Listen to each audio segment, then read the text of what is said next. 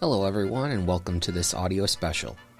In the fall of 2023, I conducted a creative experiment and produced a short audio drama for Halloween, which was a reading of the story Ghost Train from Tramway Engines, which is the 26th volume in the Railway series, the long-running book series by the Reverend Wilbert Awdry that inspired the even longer-running Thomas the Tank Engine franchise.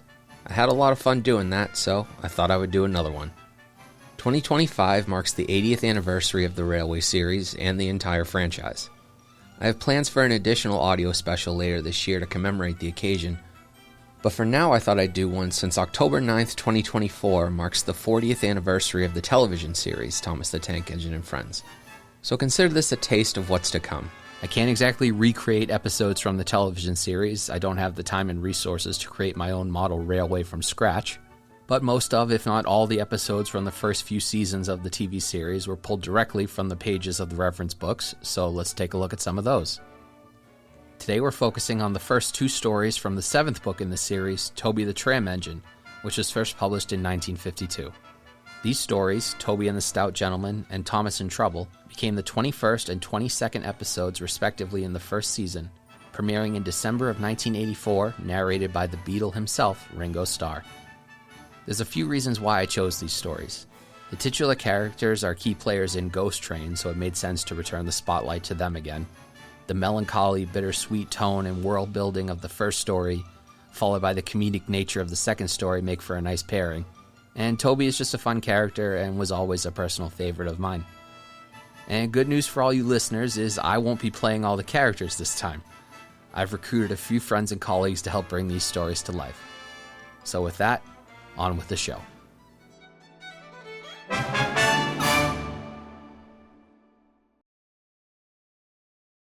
Toby and the Stout Gentleman.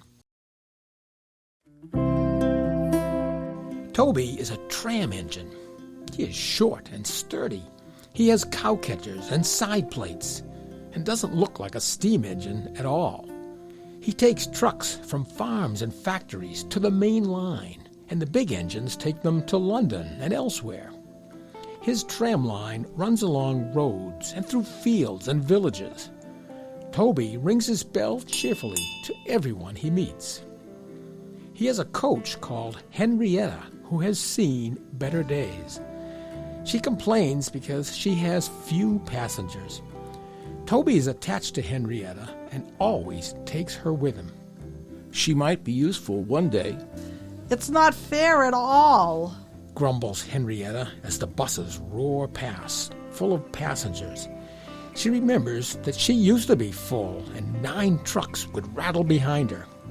Now there are only 3 or 4, for the farms and factories send their goods mostly by lorry. Toby is always careful on the road. The cars, buses, and lorries often have accidents. Toby hasn't had an accident for years, but the buses are crowded, and Henrietta is empty. I can't understand it, says Toby the Tram Engine. People come to see Toby, but they come by bus. They stare at him. Isn't he quaint? They say and laugh. They make him so cross. One day, a car stopped close by, and a little boy jumped out. Come on, Bridget. He called to his sister, and together they ran across to Toby. 2 ladies and a stout gentleman followed. The gentleman looked important, but nice. The children ran back. Come on, Grandfather. Do look at this engine. And seizing his hand, they almost dragged him along. That's a tram engine, Stephen, said the stout gentleman. Is it electric? Asked Bridget. Whoosh, hissed Toby crossly. Shh, you've offended him, said her brother.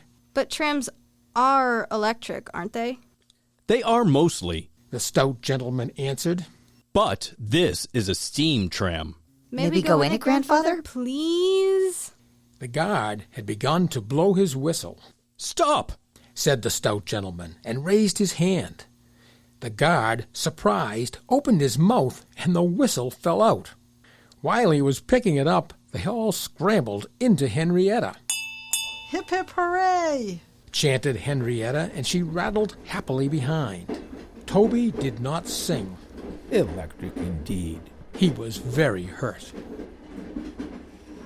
The stout gentleman and his family got out at the junction, but waited for Toby to take them back to their car. What is your name? Asked the stout gentleman. Toby, sir. Thank you, Toby, for a very nice ride. Thank you, sir. Said Toby politely. He felt better now. This gentleman He thought. is a gentleman who knows how to speak to engines. The children came every day for a fortnight. Sometimes they rode with the guard, sometimes in empty trucks, and on the last day of all, the driver invited them into his cab. All were sorry when they had to go away. Stephen and Bridget said, Thank you. to Toby, his driver, his fireman, and the guard. The stout gentleman gave them all a present. Come again soon. Whistled Toby, We will. called the children, and they waved till Toby was out of sight. The months passed. Toby had few trucks and fewer passengers. Our last day, Toby. Said his driver sadly one morning. The manager says we must close tomorrow.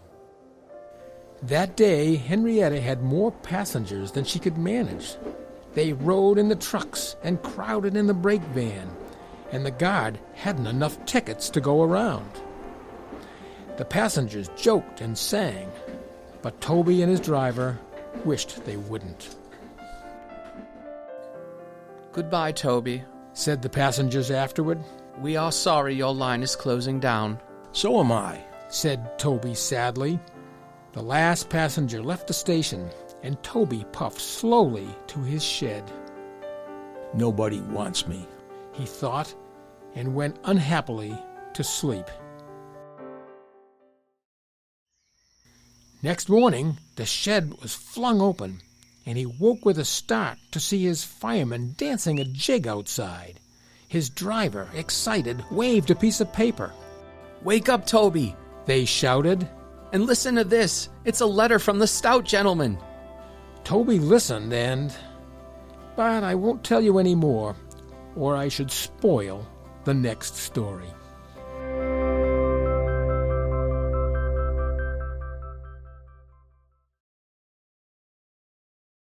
Thomas in trouble. There is a line to a quarry at the end of Thomas's branch. It goes for some distance along the road. Thomas was always very careful here in case anyone was coming. Beep, beep, beep, he whistled. Then the people got out of the way, and he puffed slowly along with his trucks rumbling behind him.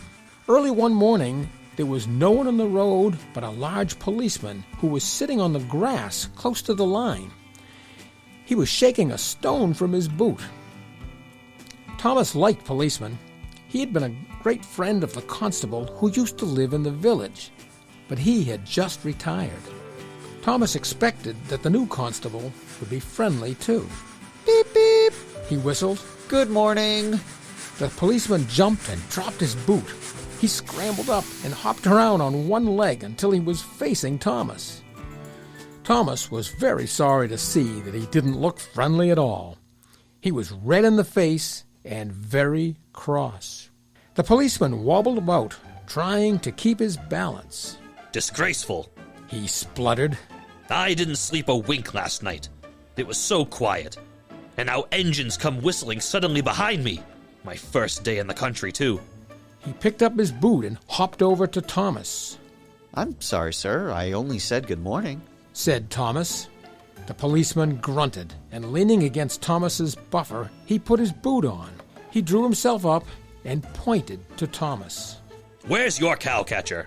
He asked accusingly. But I don't catch cows, sir. Don't be funny. Snapped the policeman. He looked at Thomas's wheels. No side plates either. And he wrote in his notebook. Engines going on public roads must have their wheels covered, and a cowcatcher in front. You haven't, so you are dangerous to the public. Rubbish, said the driver. We've been along here hundreds of times and never had an accident. That makes it worse. The policeman answered. He wrote, Regular lawbreaker? Come on, man. in his book. It's a talking steam engine, for God's sake. Thomas puffed sadly away.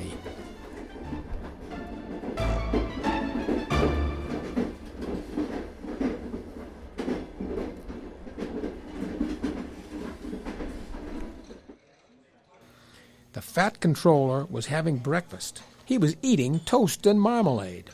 He had a newspaper open in front of him, and his wife had just given him some more coffee. The butler knocked and came in. Excuse me, sir, but you are wanted on the telephone. Bother that telephone, said the fat controller. I'm sorry, my dear. He said a few minutes later. Thomas is in trouble with the police, and I must go at once. He gulped down his coffee, and he hurried from the room. At the junction, Thomas's driver told the fat controller what had happened. Dangerous to the public indeed. We'll see about that. And he climbed grimly into Annie the coach.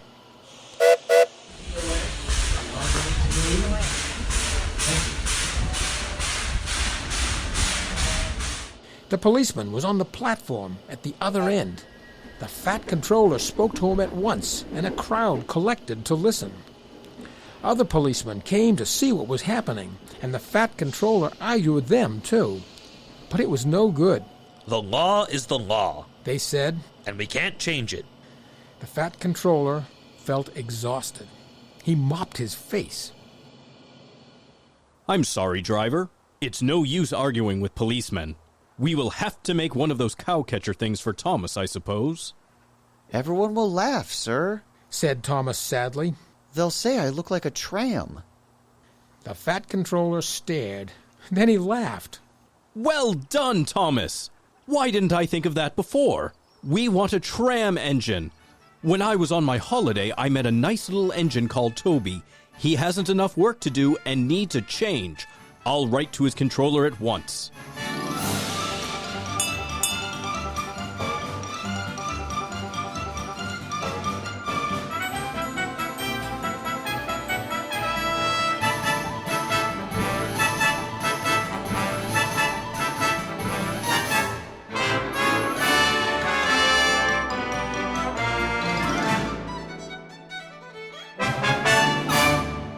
A few days later, Toby arrived. That's a good engine, said the fat controller. I see you've brought Henrietta. You don't mind, do you, sir? asked Toby anxiously. The station master wanted to use her as a henhouse, and that would never do. No, indeed, said the fat controller gravely. We couldn't allow that. Toby made the trucks behave even better than Thomas did. At first, Thomas was jealous, but he was so pleased when Toby rang his bell and made the policeman jump that they have been firm friends ever since.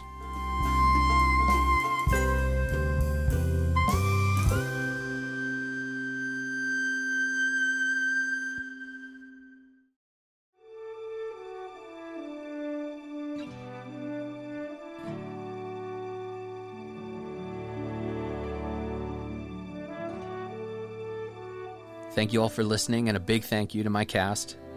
Until the next one, as a collection of talking trains might say, keep on puffing.